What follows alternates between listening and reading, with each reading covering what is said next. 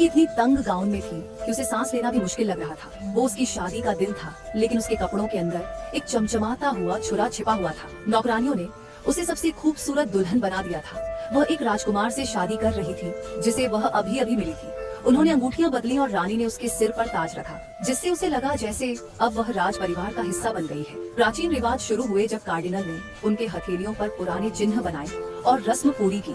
राजकुमार ने उसे अपनी बाहों में उठाया और उसने उससे कहा कि वो अपनी आंखें बंद कर ले, क्योंकि उसके पास उसके लिए एक तोहफा था। उसने माफी मांगी, फिर अचानक उसे एक गहरे गड्ढे में फेंक दिया। डर के मारे वह चिल्लाई। उसकी आवाज ने उस ड्रैगन को जगा दिया जो सदियों से सो रहा था। चारों ओर खजाने बिखरे थे और छोटे छोटे आग उगलने वाले पक्षी उसकी तरफ उड़ने लगे।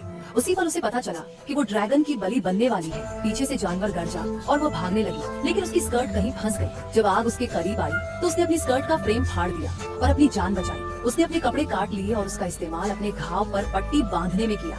उसके बाद उसने खंजर निकाला। अंधेरी गुफा में उसने अपनी माँ द्वारा दी गई एक अजीब पत्थर जला दी और आगे बढ़ी। वहाँ उसे ड्रैगन का घोंसला मिला, जहाँ उसके 3 मरे हुए बच्चे पड़े थे। तभी उसे समझ आया कि ड्रैगन राज परिवार से क्यों नफरत करता है, क्योंकि उन्होंने उसके बच्चों को मार दिया था और अब वह बदला लेना चाहता था। उसने अपनी तलवार ड्रैगन के आंख में मारी, लेकिन ड्रैगन ने कहा, इससे मैं नहीं मरूंगा, बस मैं और गुस्सा हो जाऊंगा।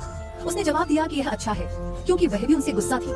उसने ड्रैगन को अपनी चोट दिखाई और ड्रैगन सब समझ गया। जब उसे पता चला कि राज परिवार ने उससे भी झूठ बोला है, तो उसने ड्रैगन को मनाया और उसके साथ महल वापस आ गई। वहाँ उसने झूठी शादी रोक दी और नई दुल्हन से कहा कि वह भाग जाए और धोखा और बलिदान के चक्र को तोड़ दिया।